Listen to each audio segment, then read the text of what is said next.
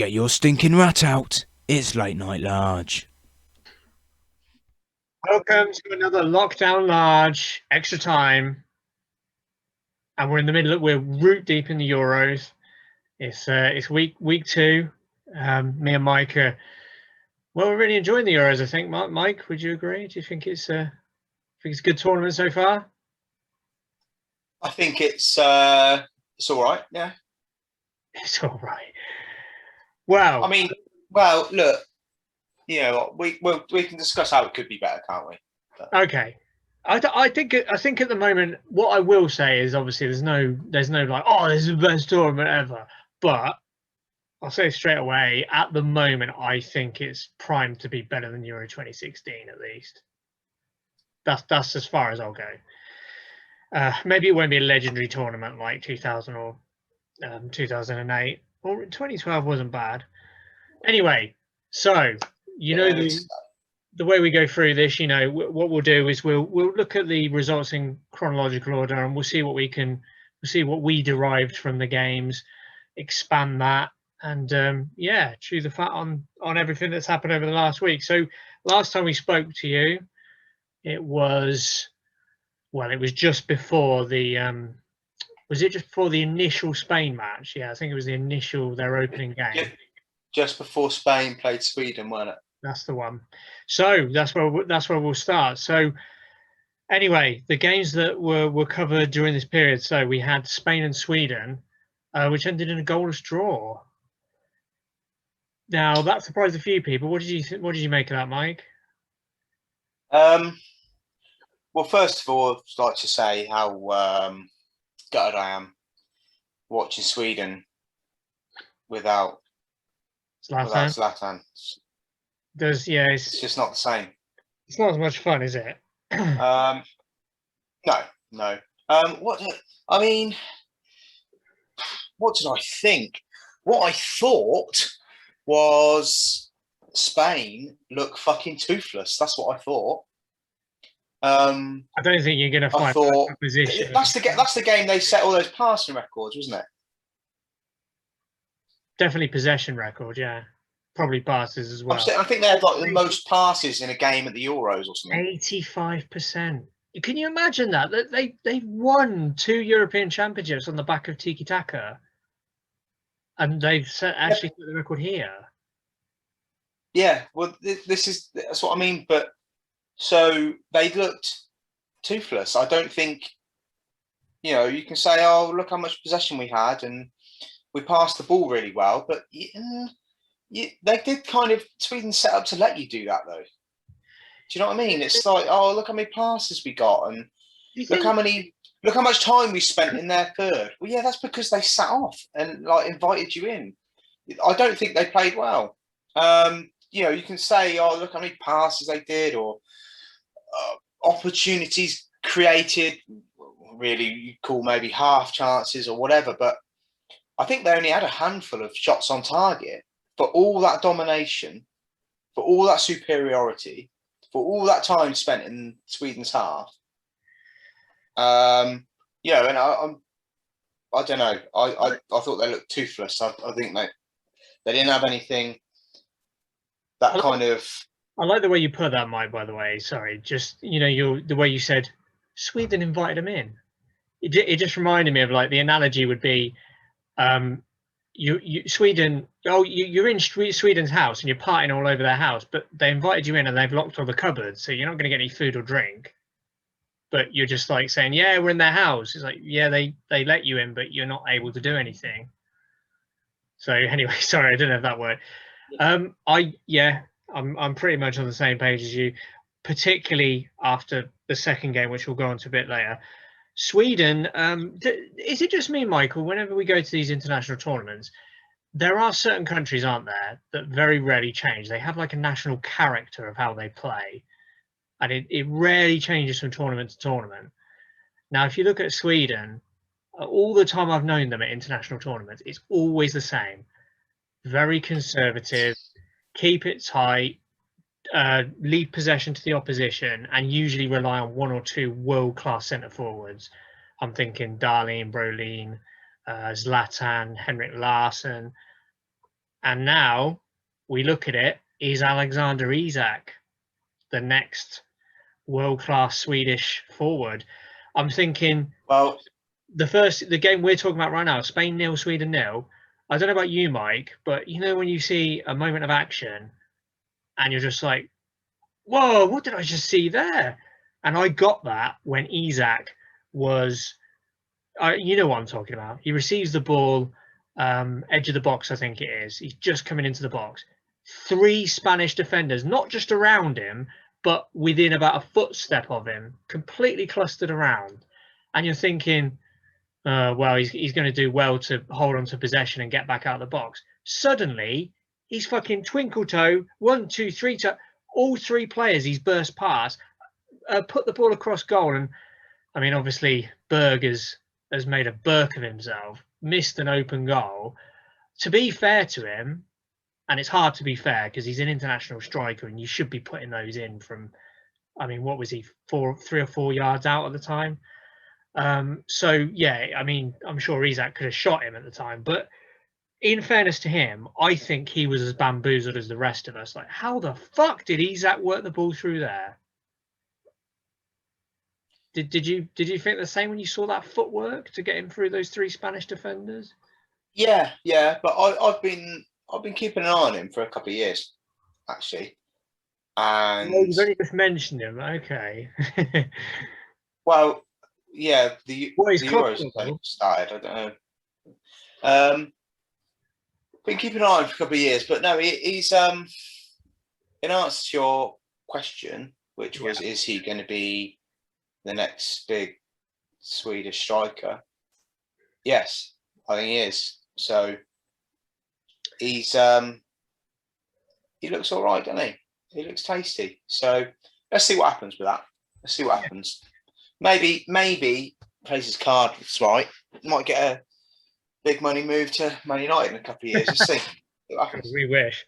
No, I mean, he looks like a star. He looks like an absolute star. Obviously, it wasn't just that moment. He looks so natural. Like when he gets the ball, there's no fear. He's just on the turn, direct, running at players, and it's the way that even when the ball doesn't completely stick to his feet, like he sort of trips a little bit. There's no danger. He'll just put his heel back. He'll flick the ball back into his path.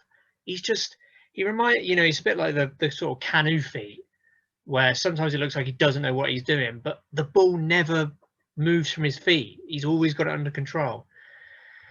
Okay, so yeah, I mean, that was my takeaway: is how the fuck can you have 85% possession and have a goalless draw? I mean, what if there's awards for? Oh, well done, you kept the ball really well. Anyway, before the autopsy on Spain strikers, that'll be the second game. So then there was Hungary Portugal. Now I don't know about you, Mike, but I I took a stab at this game because I've been playing a game with some of my mates, and we've done like predictions before the games, and my prediction for Hungary Portugal was 4-0 Portugal.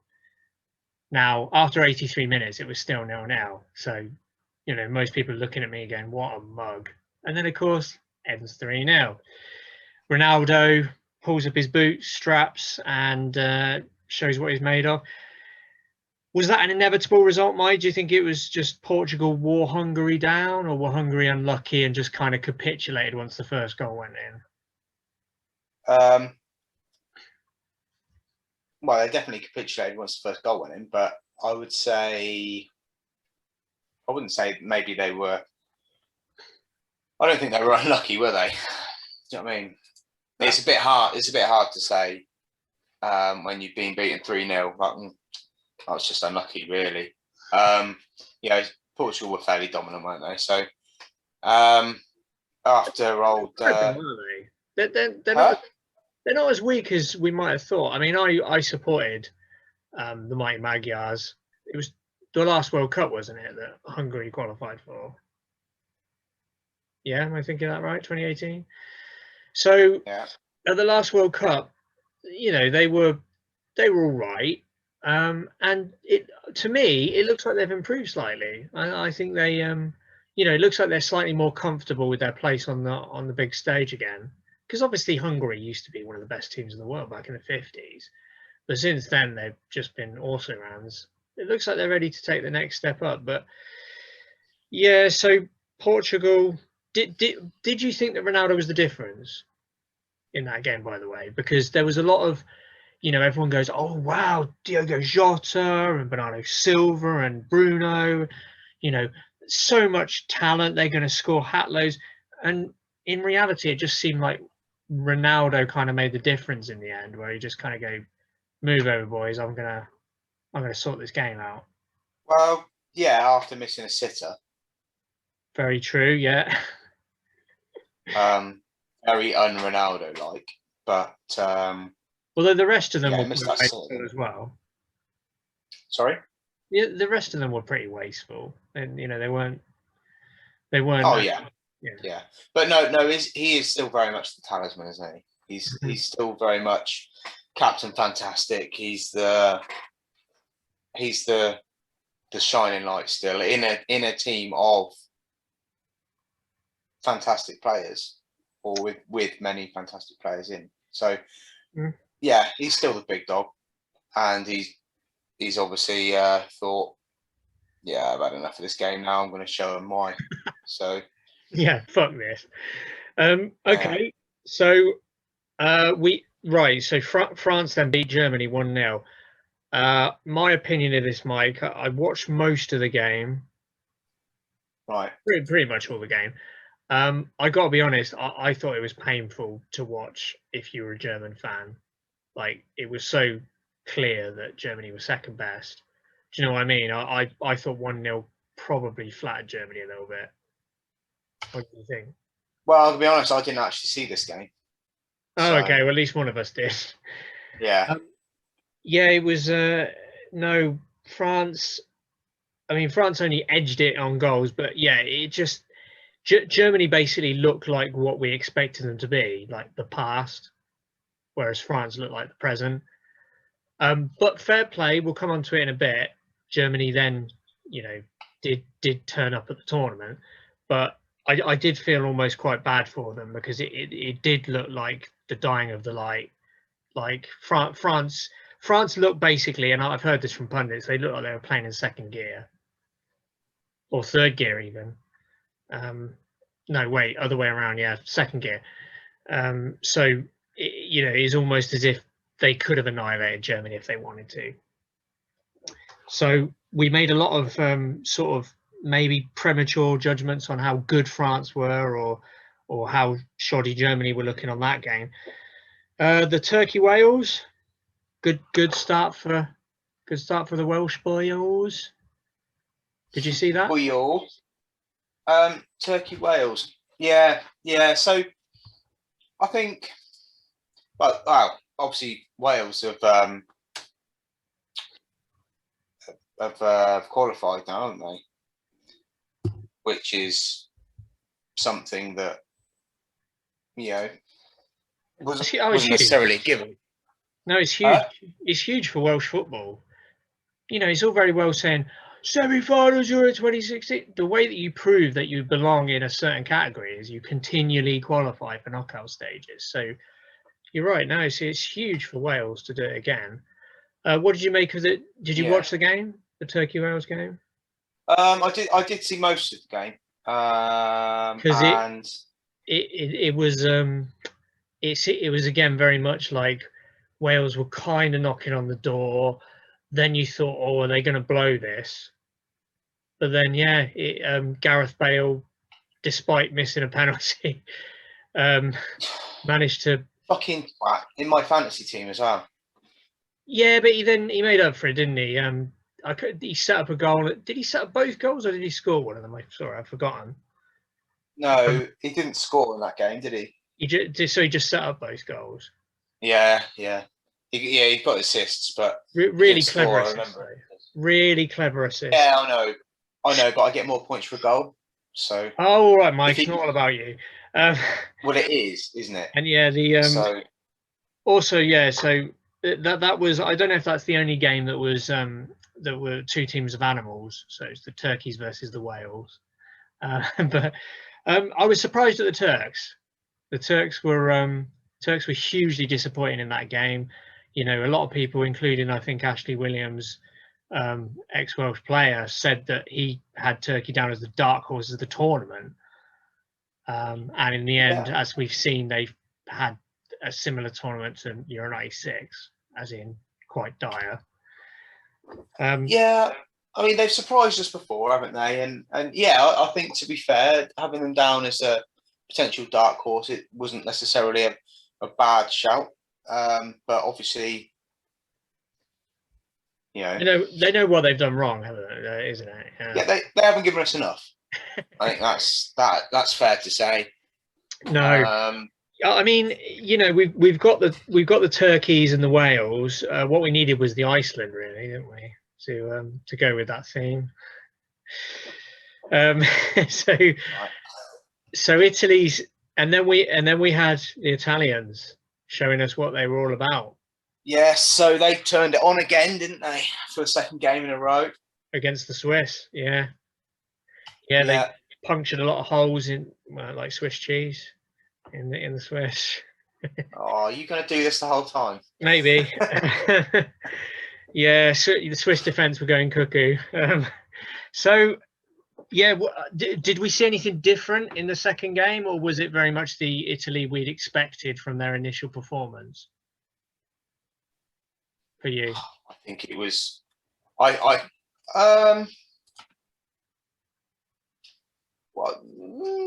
no, I wouldn't say it was as assured, was it? For me, that looked maybe a bit more assured in the first game. I don't know if I'm just remembering it. I guess so, but Switzerland are a better team than Turkey, in fairness. Yeah, so obviously you take all things considered, then maybe it was a similar kind of performance. I don't think. I don't really think they necessarily dominated the game, which sounds strange when they won 3-0. What I mean is they dominated the share of the important moments and the big moments. Yeah, no, I think I'd agree with you. I thought Switzerland weren't as bad as 3-0 suggests. In fact, one could argue they were kind of sucker punched a little bit. I thought the Swiss had some good moments and they worked some decent moves, but it wasn't saying Italy were more ruthless isn't really the truth. It was just that Italy just seemed to have like amazing levels of energy, and their movement around the box is just relentless. It's like even in the 80th minute, they were just buzzing all around the box with their little triangles. So fair play, because Mancini has really drilled them in a way that, because we've said it before, haven't we? It's Italy for once. There's no real superstars anywhere in that Italian team. There's the odd very good player. No, it's not. It's not one outstanding superstar, but what they have got is a team full of good. If that makes sense, there's no weakness. But I would argue because of how well they've been drilled. Because if you look at where some of their players have come from, it's you're talking about potentially mid-table Serie A clubs, but they're so well drilled. They just seem to understand where each other are going to be on the pitch. They know when to cover, when to break. They're obviously well drilled, but I mean they are also good players. It's not like that, But we're not. What I mean is, we're not talking about the era of Baggio, Del Piero, Nesta. They've not got players of caliber anymore. Maybe not, but I mean, yeah, they still have. For me, they've still got a good, probably at least starting 11. Probably 14, 15 like good players where you look at them, any of them could start, they fit in, and it just look like they have something to offer. They all have something different to offer, so it's not a team based on, maybe it's helping them not having a standout kind of, they're not a one-dimensional team based on like we need this one person to perform, otherwise we're fucked. Yeah, they've got a multitude of players that are all capable of bringing something to the party. Yeah, because there's been some games where one of the front three is not firing very well, but then somebody else scores, so it doesn't matter. And the other, and they keep it with the movement of the passing, and nothing. It doesn't seem to phase them. One thing I'm really impressed with in terms of strategy is the fact that Mancini plays Bonucci and Chiellini at the back. Like to me, that was a genius measure, because you've got young Italians all over the pitch, hence the ceaseless energy levels, etc. But the one place where it doesn't necessarily pay to have youngsters is centre of defence. So the fact he's got not only two older senior players, but players who've played at club level for how many years, and they're schooled in the old Italian tradition of defend at all costs, love defending kind of thing. Okay, so then we move to Russia beat Finland. Did you think it was a bit of a missed opportunity for Finland? Because I don't think Russia are anything to worry about at the tournament. Clearly, they've dropped their levels dramatically from the World Cup in 2018. I don't think Russia. I don't think Russia are really anything to shout about. You're right. Missed opportunity for Finland. I don't know, because they're not really either, are they? So. But that's what I mean, is because it's Finland's first appearance, and they get that surprise win over Denmark. Why not push on? Because Russia. Yeah, I see what you mean. Yeah. Maybe. I think, to be honest, though, I mean, the win over Denmark, despite the circumstances that they got it, I think that's about as much as they realistically could hope for. Like, trying to sound disrespectful. No, okay, that's fair enough. I got to say a couple of things about Finland and Russia, Mike. Finland, absolute class, their kit. I love their kit. Have you seen it? The white with their flags, blue cross across the kit. Yeah. Really class looking kit. I was genuinely impressed with a lot of their approach play. I thought they were very tidy football inside. They didn't look like they were here to make up the numbers. Some really good moves. That's why I thought it was a bit of a missed opportunity, because they were playing very well. And as far as Russia go, I mean, honestly, I was laughing at him, but I can't believe you can get away with playing someone like Juba up front when you're a serious international side. You know what I'm talking about? He's built like a tank, but he also plays like one. Like, he's just like the big lump up front. For an international side in an international tournament, I just think, what are you doing? And then we had the second Denmark game. So Denmark's return after the horror of the Eriksen incident. Some quality there again. The applause in the 10th minute in honor of Eriksen. Denmark looked a lot more on their game, took a really early lead, and then maybe you had the neutrals going, go on, win this for Christian. And I don't know if you watched the whole game, Mike, but Belgium were basically bollocks in the first half. I don't think they showed up.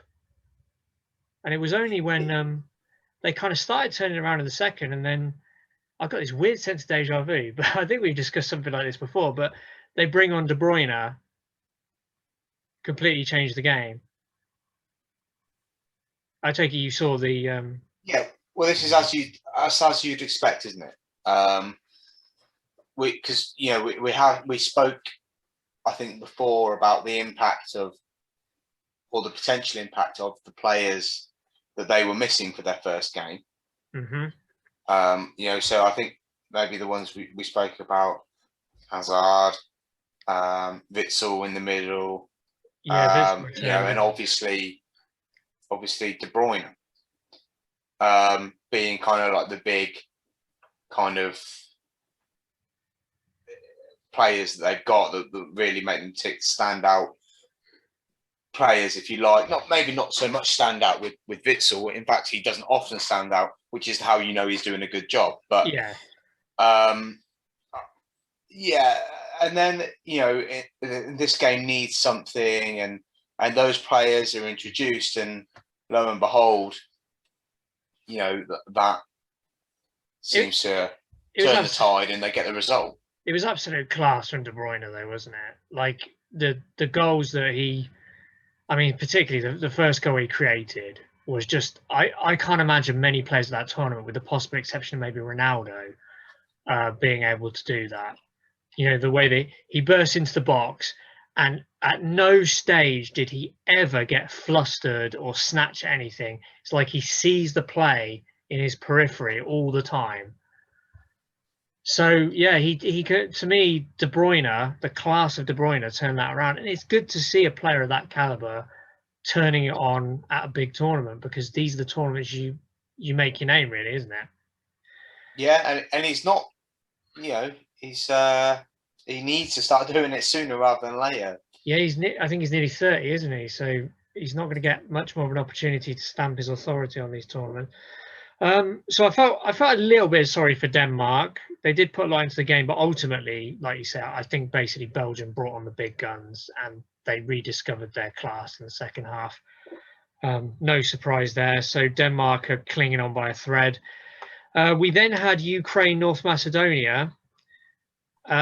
North Macedonia again score, make a very good. I don't know about you, Mike. I think North Macedonia have really done themselves credit in this tournament. I don't think there's been a single game where they've looked completely outclassed. You know, they play nice, neat, tidy football. They do some pretty threatening counters. They've obviously scored a couple of goals. But then, yeah, Shevchenko, his strategy sort of turning the game in Ukraine's favour. I thought fair play to him. The only thing is obviously that, you know, as we'll come to later, they kind of blew it in their last game. But decent result for Ukraine against North Macedonia. The kind of game they had to win, obviously.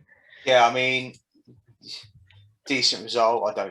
Maybe I don't think it's an unexpected result. You would expect Ukraine to go and do the business, wouldn't you? Was it?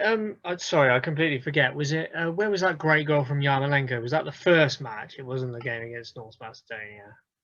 No, yeah, that was the Macedonia, wasn't it? No, was it not the Netherlands? I think it might be the Netherlands. I think did Yarmolenko score again against North Macedonia? I really yes. Yeah, it wasn't the wonder goal, but I think he did score. Yeah, no, you're making okay. Yarmolenko is a very good player when he gets his head in the game.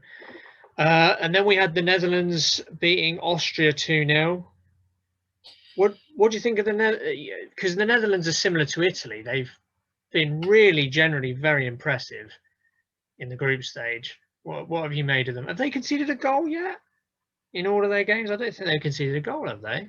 The Netherlands. Wait, what was the first game they played? Austria. No, Ukraine. Oh, sorry. No, I'm wrong. Sorry, it was 3-2, wasn't it? First game was 3-2. Forget what I said. But they found a way to win against Ukraine when they were pegged back. Comfortably beat Austria. I've got to say, huge fan of Denzel Dumfries. I think he's one of the players of the tournament. He seems to be involved in everything. As a right wing back as well, he always seems to be bursting into the box just when the action's kicking off. Obviously, I think he scored against Austria. He scored in the first game as well, didn't he? Because he just seems to be involved in the goals, and he gives them like this big attacking outlet. But obviously he's very pacey, so he can recover as well. And the other player that's not really a surprise, I'm sure, that's really impressed me for the Dutch, Wijnaldum, has just been he's just been dominating in the middle of the park. And Memphis Depay as well, yeah. Yeah, Depay, yeah, he's turned it on. Wijnaldum, unfortunately, yeah. I mean, I think it's been easy to forget. I think periods of his time, say at Liverpool, it's easy to forget how good a player he actually is, because he hasn't always been on it, has he? You know. Yeah. But he's obviously he's showing what what he's about. I mean, so, and what he's about is being a cunt. But that's no. He's played well as well. And, and I mean, 2-0 to the Dutch. It's not really. No one's really surprised by that result, were they? No. Okay. What about? Were you surprised that Croatia could only draw with the Czech Republic, or were you surprised that the Czech Republic didn't roll Croatia over? But well, to be honest, I expected it to be a good game. Yeah. I expected it to be. I didn't necessarily expect it to be tight, but it definitely, for me, it was definitely one of those games that could have gone either way. Is in before a ball was kicked. Yeah. Like, if someone had said to me, "Put your fucking life on one of the teams," I'd have really struggled. It's they're two. It probably was the odds-on result, wasn't it? Huh? It probably was the odds-on result, I guess, because the Czech Republic have got a win under their belt. They're thinking, just don't lose this. Croatia are most likely thinking, yeah, we fancy ourselves to beat Scotland. Just don't lose against the Czech Republic. Do you think that might have been the mentality? Possibly. Maybe I'm reading too much into it. No, you might be right. I mean, I think at the end of the day, they're two, in my opinion, decent teams. Yeah.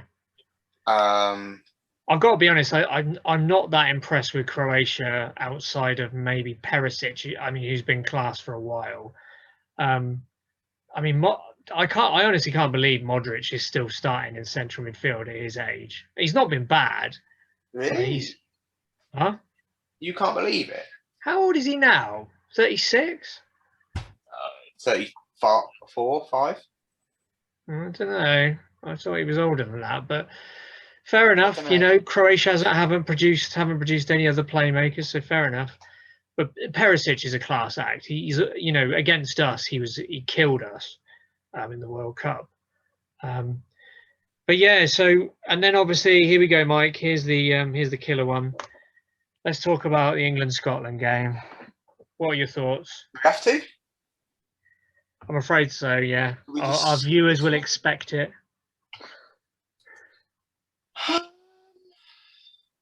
Well, I'm just trying to dwell too much, actually. So we were bollocks. We didn't give enough. The Scots, they wanted it more. But listen, they always turn it up a little bit, don't they, against us? Yeah. Well, they always do. It's just it happens. It's going to happen. Everyone fucking knew it was going to happen. And they do. They turn it on a little bit more against us. That being said, I didn't really like what I saw. From our perspective either. Forget, huh? I don't think any England fan did. No, well, this is it. I mean, forget them or their game plan or what they wanted to do or how up for it they were or what they were thinking in terms of, potentially qualifying or whatever was going through their minds. Whatever was going through ours clearly wasn't right. No. I mean, let's be fair. Scotland winning the game wouldn't have necessarily been undeserved. No, I don't think so. So let me ask you this, Mike. In terms of England, yeah, because we gave Southgate a pass in the first game. First of all, because he's got credit for 2018, but secondly, because we got the result, and we were feeling our way into the tournament. It's all to be expected. But there are a few question marks. We've already discussed them. Yes, Raheem Sterling scored, but was he really offering enough to keep out? And now it's getting even louder. Now, I would argue that the only England player that came off the pitch with any credit, really, realistically, was probably Jordan Pickford. So, in that spirit, Mike, is there any argument for Gareth Southgate still refusing to pick Jadon Sancho, Jack Grealish, Jude Bellingham, even Marcus Rashford.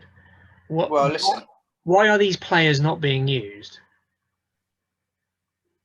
Particularly Sancho, I would argue. I don't know. What I would say is he's got a difficult job because he's got a lot of players that were around the same ability, really. Do you know what I mean? In terms of all things considered, so some have more natural talent, whereas some are slightly more in form, or some offer different things. And you know, if it could easily be the case where he doesn't start. Say he doesn't play Foden and doesn't play. Say he doesn't play Foden and Sterling, and he plays Sancho and Rashford. Say, right?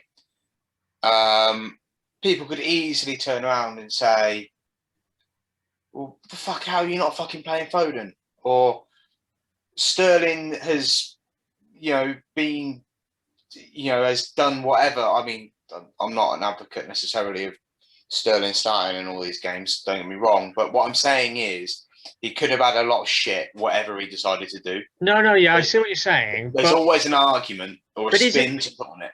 But isn't the argument against it because Sterling didn't do enough in the last game? Because Foden didn't do enough in the last game? Well, no. Yeah, maybe. Because it's a tournament and you've got a squad. There's 26 men. Presumably, they should all be pushing for a starting place. So if you're not performing, you don't get a pat on the head and go, well, at least you tried. Anyway, you're starting next game, so don't worry about it. We're trying to. But if you've got players that you genuinely believe are better than others, or that you think can offer more within the system you use, you don't say, well, you've had a bad 45 minutes or you've had a bad game. All of a sudden, everything I thought about you is out the window. I don't think you're any good anymore. I don't trust you like I did before, just on the basis of one bad performance. Do you genuinely believe? Oh, go on. I'm not. I'm playing devil's advocate to you a little bit here because I don't think Sterling should be signed. But for example, one example, or should have started against Scotland. I don't think he should have. But what I'm saying is, if you've got a system, a belief, a way of playing, and you throw it all up in the air after one game, and fuck it all off after one game, I kind of just look a little bit spineless. And how much did you really believe in the players you picked, or the formation you picked, or the strategy that you had? If you got, it didn't work in that one game, back to the drawing board. Yeah, so, okay, yeah, I see what you're saying. And it is an argument. I think it's a bullshit argument, but it is an argument. And obviously the contradictory argument is, so we're going to get eliminated from the tournament just so Gareth Southgate can say, I stuck with my idea. So, for instance, the thing that's really unpopular with most England fans at the moment, why do we need a double pivot? Why have we got two defensive midfielders? Now, Calvin Phillips, man of the match in the first game. I totally get that he earned his place in the second, but I'm not sure there's many people who would argue he deserves another start after his performance against Scotland. Now, Declan Rice is clearly the best defensive midfielder we've got, so he would be the number one, you would argue, especially with Henderson not fit. So you would say Rice is the definite. Why not, particularly against the Czech Republic, where, to be fair, even if worst case happens, unless we get spanked like 5-0, we're almost guaranteed to qualify, even as a best third place, even if everything goes wrong. So why not say, no, we don't need a double pivot. It's just one defensive midfielder, and instead of Calvin Phillips, we'll play Jack Grealish. Why not?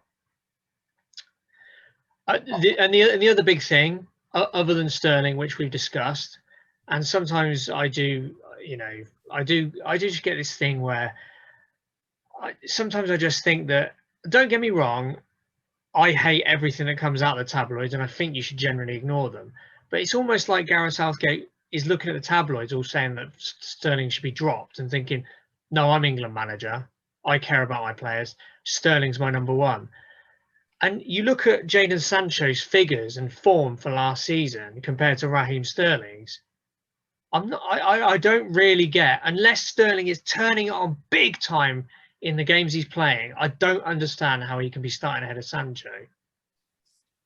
Right. So I understand why Harry Kane can't be dropped. You know, it's very much a Shearer thing. If he comes into form, he's the one who puts the chances away. He's a killer in the box. I get that. But surely everyone else is droppable. well, yeah, everyone else is droppable. So what I was saying before, it's not necessarily what I think or what I believe. Obviously, it was just a Yeah, I know. counterpoint, if you like. But I would have started Grealish against Scotland. I would have too. But I probably would have also started Foden though. In a different position? Huh? In a different position? Because there's some people who argue that he was ineffective because of the position he was playing in. Um, I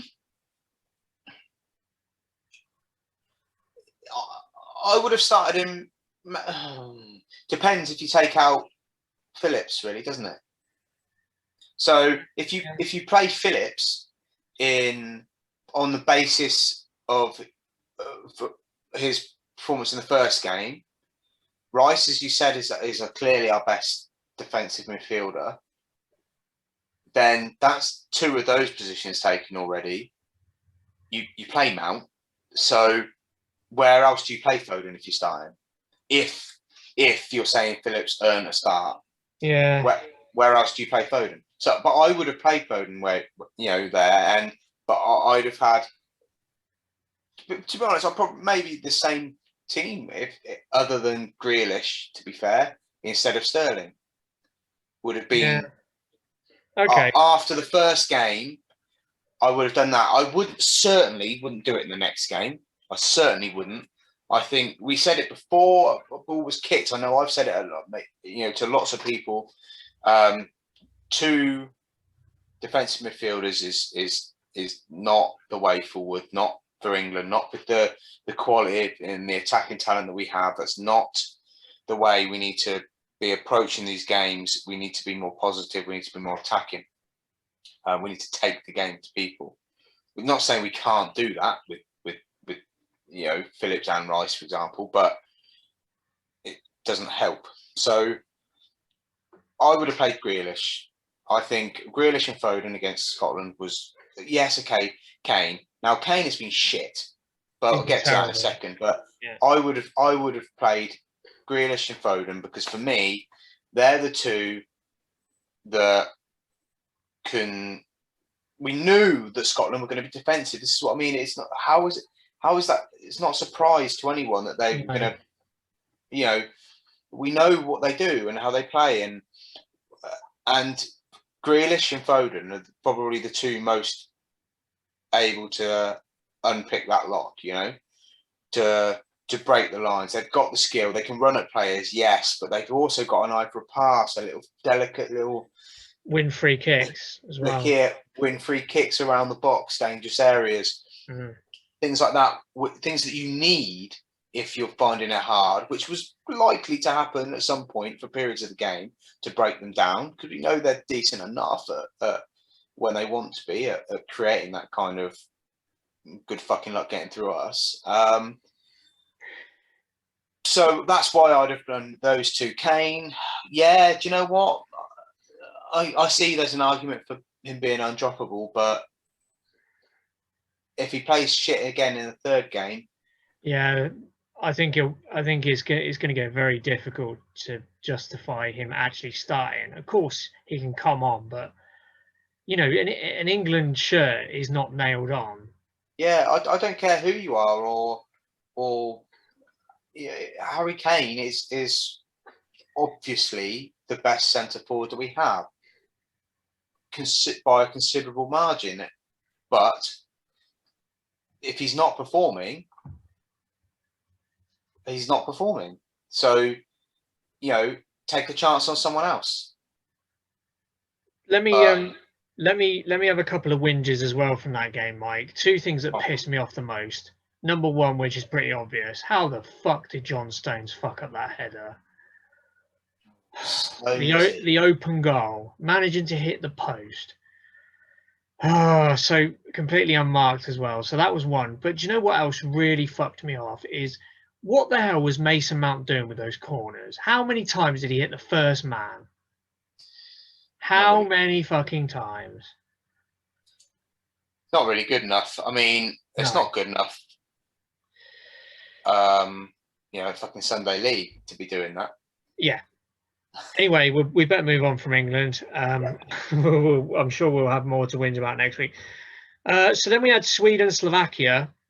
I thought Sweden were very, very shrewd in this game. I don't know about you. I know the winner was only a penalty, but it looked to me like Slovakia were kind of being a bit coy. They were thinking, let's just play for a draw.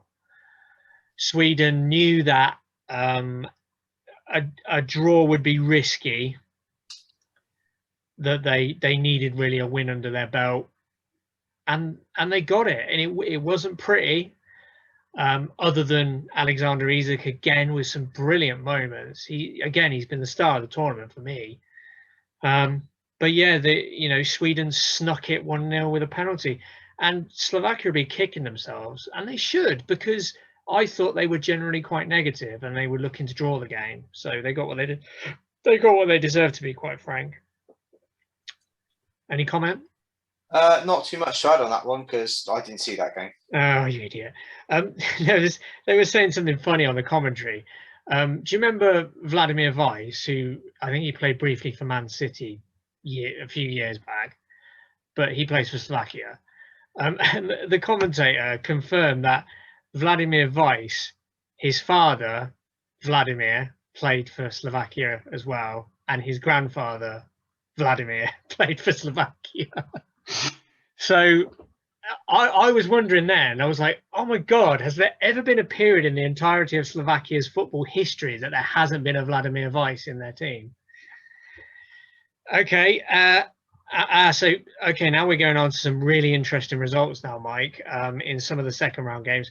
Spain won, Poland won. Now that was a big one, wasn't it? Yeah. And again, Spain will be kicking themselves over and over again at this one. Again, loads of lovely movement, passing, accuracy. I've got a few opinions on, and anyway, I'm going to agree with exactly what you say. To me, Spain have basically reverted to what they were for years. Really easy on the eye, some great talents, toothless up front. They are not clinical or ruthless in front of goal when they need to be. And I think Luis Enrique, similar to Southgate, was sticking with Sterling. If he keeps sticking with Alvaro Morata, I'm not sure they're going to progress in this tournament. I know he scored, although that was incredibly lucky, because I think that was actually a shot that came in, which he diverted in, and he looked offside, but he was onside. And then what the fuck was he doing from that penalty follow-up?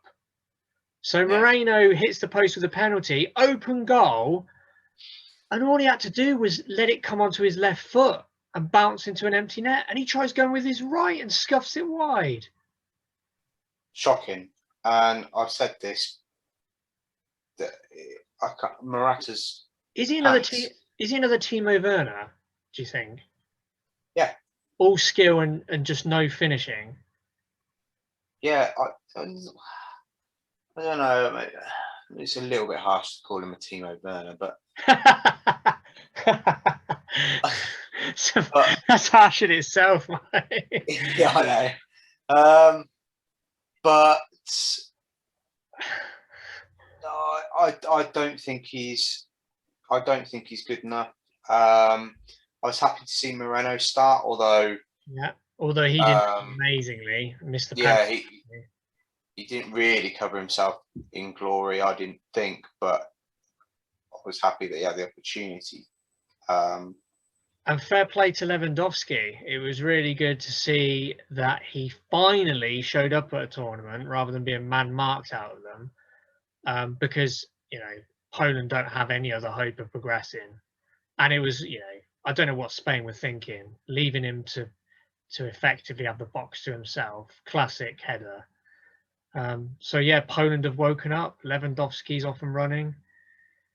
But yeah, Spain will be kicking themselves, and you know, Spain are on the cusp of elimination now. You'd argue that a draw in the last game probably won't be enough, even as one of the third place best finishers. They really need to go for the win. And at the moment, who's going to score the goals? It's a good point because I mean Spain, yeah, Morata is he just isn't good enough for me. Maybe Moreno comes good if he gets another start and a bit of confidence from that. But I mean, you look at their squad. Who really is going to score the goals? I mean, I don't know. I mean, I think I saw a comment. I don't know whether it's from Guillaume Balaguer or just another Spanish journalist, but they said while people are talking about the Spanish attackers and who's good and who's not, they said they reckon it's the worst Spain midfield in a generation. Because I know, we've seen that like Pedri is looking like a real prospect, but most of their midfield is pedestrian to what they used to have. And like you say, it's good enough for the Spain brand of football. They're comfortable in possession, but how much of that possession is carving teams open? Morata looks like he needs to basically bundle it in from 2 yards, but they're not able to produce those kind of moves. Yeah, I think they're probably in a bit of a transition period, if you like, aren't they? Where they're not. I mean, it's difficult though because Spain for years had a midfield that picked itself, and was too many even. You had like Mata and Fabregas on the bench. Exactly, but with stars in that particular area that would be the envy of any team and would walk into any other team. I don't feel sorry for Spain at all, though. I mean, let's be fair. They had their run. They were the best. They were one of the best teams we've ever seen for at least 6 years. So now they're on a cycle, like you say. They're probably in transition. They're still a decent team. They can get some decent results, but if Spain win this competition, I don't know. I'll wear women's underwear. I'll make that large. So yeah, I don't think Spain have any chance of winning this tournament, basically because they can't put the ball in the back of the net. You're not going to win a tournament with Alvaro Morata as your chief striker. Right, and then but after that, where we were all like saying, "Oh, Spain have blown it. Are they even going to qualify?" That you could argue possibly the shock of the tournament so far. Hungary won, France won. Yeah. Now, when we consider how good France were against Germany and how much of a level above they looked, it's a shocker. France had to come from a goal down. Do you think they were just complacent, or is this a bit of like, oh, hang on, maybe their heads aren't completely screwed on? I don't know. What I do, I don't think France would be too worried. So you just reckon it's an aberration? They'll get back on the. I think if you are France, if you're in the France camp now, and you're having a look round at the players around you and who you've got, and the abundance of ridiculous talent, I don't think you're too concerned. I think it might be a bit of an eye opener, like fucking hell, boys. Okay, yeah, we might have the best squad in the fucking world, but we can still concede. It is still possible for us not to win. And I think if anything, it serves as a bit of an eye opener, and they probably come out and they're even better afterwards. Oh, fair enough. Well, yeah, you just it's have they still got that edge? But fucking hell, Griezmann just, what would Spain give for a Griezmann? He's not like you would argue he's not in the elite pantheon of strikers there's ever been. But fuck me, does he know how to pinch a goal? Well, I couldn't agree more. I think he's fantastic talent. Like, he had obviously a bit of a tough time at Barcelona for a while now, but he's a fantastic talent. And yeah, you're right. What would Spain give for a Griezmann, or, to be fair, a Benzema for that matter? Yeah, very true. Well, yeah, who wouldn't give anything? What would or a fucking even a fucking Giroud? Yeah. Oh, hey, Giroud's in my fantasy team. That was a mistake. Wow. I admit that. But yeah. Okay.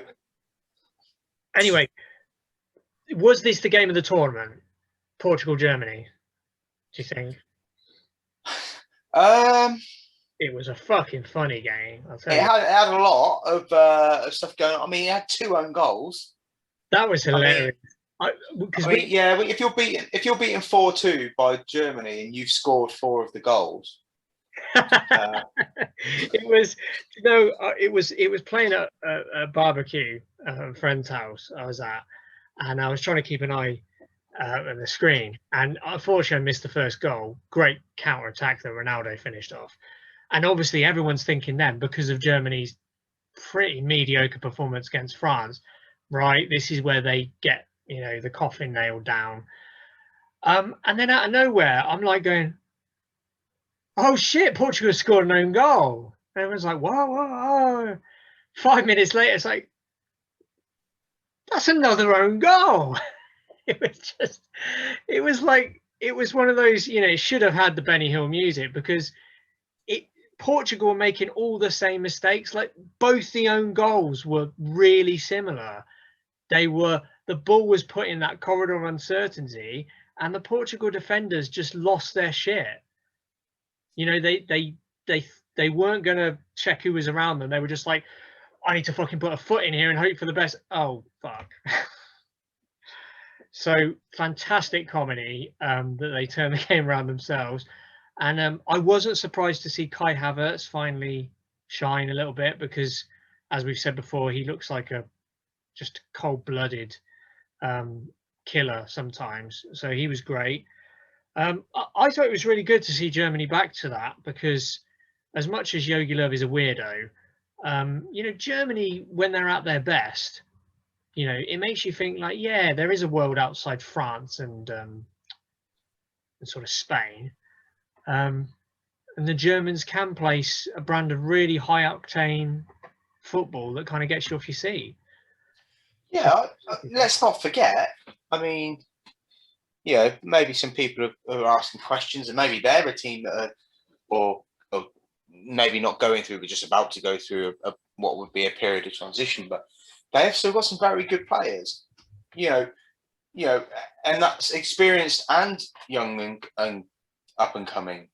Yeah, not so much in defence. I think they're creaking a bit at the back, but yeah, you're right. I think but generally, they have got good players. And a good squad. Yeah, they had what did they have in that game? They had Goretzka and Sane came off the bench. I rate them two fairly highly. Yeah, me too. Was Gnabry starting, or was he? Yeah, Gnabry started that game. Yeah. Yeah. Yes, they have got a plethora of attractive attacking options now as well. So yeah, you're right. There could be a new. I don't think obviously it's going to be as good as the generation of sort of 2006 onward, but there's potential for another excellent German side under the surface. So it'd be interesting to see how they go in their last group game. Then we had Wales scraping through. Actually, they didn't scrape through. Did really well to limit Italy to 1-0 defeat. Wales did, particularly when they got the sending off. We're on match day 3 now, yeah. We are, yeah. What did you make of that? Do you think? I thought Wales were that was very good from Wales, like very professional performance. I didn't watch this game. Oh, okay. So for just my opinion, Italy again. Italy were irresistible in stages. But to be fair, Wales held them at arm's length for long periods. You know, they weren't overwhelmed. They weren't like last ditch all the time. Italy were clearly the better team. And then obviously when Wales got the red card, which a lot of Welsh fans were saying, "Oh no, that's never a red card." I think because of the new directive, it was, and the problem was that it was really clumsy because he stamps on the player's ankle. Obviously, he doesn't mean to, but he stamps on the player's ankle because he's a bit late. But the problem is he sinks all his weight into it. So it wasn't just a stamp and then turn. It was like he'd sank all his weight into the ankle, and that really could have injured him. So, Wales did really well. So fair play to them. They're having another great tournament. Didn't Italy rest some players for that game, though? Yeah, they did. Yeah. So it just goes to show that Mancini's system, he brings new players in. That they didn't look that different. They were still playing the same nice little triangles around the box. Still, their movement was still bamboozling defenders. So again, Italy looks like a force to be reckoned with. Switzerland then dick Turkey. Oh. Did you see anything from this game? Fucking brilliant goals. All of the goals were really impressive. Yeah, well, nice to see Shaqiri. I say nice. Interesting to see Shaqiri turn up again, isn't it? Yeah, I love his little celebrations. He's got that trademark celebration now, isn't he? It's just it just makes what he's got actually, as much as again, as this pays me to say, is actually an abundance of talent. He's a very dangerous player. He has been for a number of years now. Yeah, really dangerous player. I think. Do you know what I think with Shaqiri? I think it's been proven all through his career. Is he's the classic lazy player. You know, almost the Letitia. He is so dangerous in attack. He knows when to make runs. His technique is second to none. He's brilliant at wing play and trickery. The problem he had at Liverpool, the problem he had to a lesser extent at Stoke, the problem he's had at the bigger clubs he's played for is he's lazy. He doesn't track back. But when you're playing for Switzerland, when you're the Switzerland coach, are you going to tell Xherdan Shaqiri he needs to track back? No, you're fucking not. You're going to tell Granit Xhaka that he needs to cover that space. So no wonder Shaqiri turns it on more for the national team. But again, Turkey, embarrassing tournament for them really, but hell of a goal they went out with. So at least their fans had something to cheer, and it made a bit of a game of it. But you did kind of think after the game, like Switzerland kind of blew it a little bit by losing 3-0 to Italy. I'm fairly certain they'll go through because they finished third behind Wales, didn't they? I'm fairly certain they'll go through because it's a very decent point tally for a third place. But they probably will be kicking themselves that they lost 3-0 to Italy and they didn't kind of hold it to a more respectable score because that's what killed them in the end. And then finally, the games that were played just before we started recording, Mike. So we had the Netherlands finishing their group games with a 3-0 pasting of North Macedonia, and Austria edged a game against Ukraine. Did you have a chance to catch either of those? I caught little glimpses of the Dutch game while I was at the gym, so kind of on the screens there. So I saw bits, saw snippets. What do you make of it? What I saw was Wijnaldum turning it on again. Very, very impressive. Memphis Depay, very impressive as well in my fantasy team, but I was too dumb to make him captain. I should have thought of that. But anyway, thank you for the points, Memphis. I'm really impressed with the Dutch. I've got to say, what I think will happen with the Dutch is that they will be very entertaining, but they will be eliminated by a top level team because I don't think they're strong enough at the back. I think they leave the door open far too often. But in terms of going forward, Wijnaldum. What do you think that is? Huh? Why do you think that is? I don't know whether it's like caliber of player is good enough. Do you think it's the way they're set up then, where they're coached? I presume it's their system. I presume Frank de Boer is just prioritizing good attacking movement and transitions or whatever. But the defense. Obviously, they're missing Virgil van Dijk, aren't they? It would be completely different if Van Dijk was there. You wouldn't worry about it.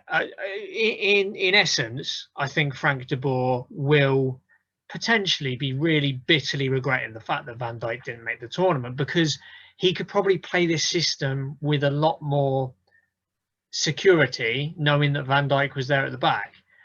As it is, he's got De Ligt, Daley Blind, obviously Denzel Dumfries. I forget who at left back. Oh, Patrick Van Aanholt. Fucking hell. Yeah, I think Van Aanholt is by far their weakest link.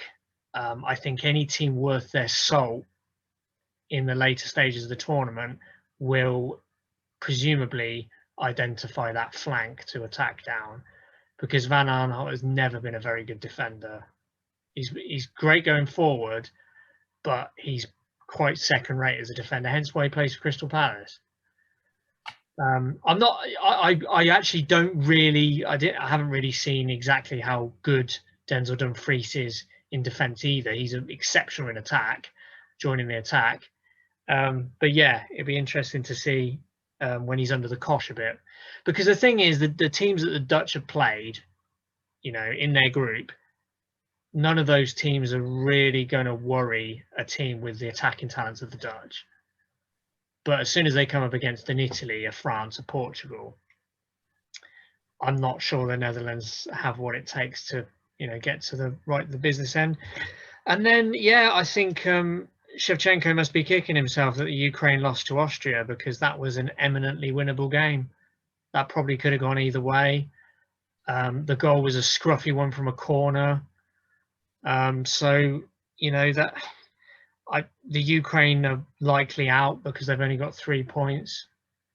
So that's a shame, because it looked like, when they were mounting a comeback against the Dutch, you thought, oh, what's going on here? And then they won their second game. But yeah, they've blown it against Austria, because I thought Ukraine were probably relatively impressive in their previous 2 games, but then they go and lose against what you could argue is the opponent that they absolutely had to get a result against. Yeah, okay, obviously I didn't see that game, but yeah, you're right. If you're Ukraine, that's the type of game that you identify and you think, right, we need to perform here. We need to pick up some points, and they were bollocks. Isn't it great, by the way, to see some classic names of yesteryear as managers and coaches their national teams now? De Boer, Mancini, Shevchenko, Southgate. But it's like, roll call of 90 superstars. No, it's good to see them. It's good to see them all back. Anything I've missed, Mike? Anything that caught your eye in this week of games? No, I think we're fairly comprehensive. It was.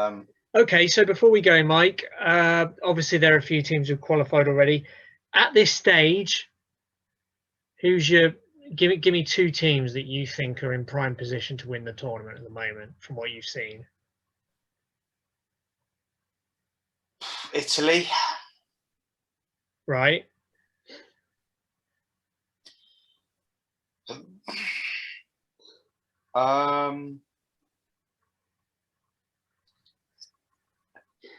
If I had to pick just one more,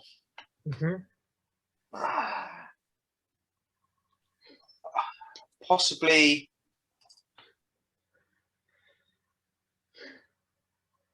it's difficult. I'm going to say France, but I mean that's probably more because of the regard in which I held them before a ball was kicked. So yeah. I'd say I'm still going to say France because they're France and they've got the squad they've got, But Italy would be the second one, and that is based on their Okay. performance so far. So, but I mean, you can't write off, Belgium, Netherlands. Okay, yeah, they got 9 points, didn't they? I think now in the group stages, easy group though. So you're right. Maybe they play a big boy, they come undone. I don't think. I mean, I don't know. Portugal, they're not in a good place necessarily. No. They've lost the game, but again, can you write them off? It's funny you say about Belgium as well, because we were saying like, question mark now that France have drawn with Hungary, but Belgium was shocking in that first half, against Sweden. But you look at the players they've got, and you just can't write them off. I mean, not Sweden, Denmark, I'm mixing up my Scandinavian countries. Yeah, no. I mean, like you said, but once they brought the big boys in, because I think Witzel came on as well, didn't he? And obviously De Bruyne. De Bruyne, this could be his tournament. This could be the tournament. He drags them by the scruff of the neck. Lukaku obviously is on top form. So that first half, question marks.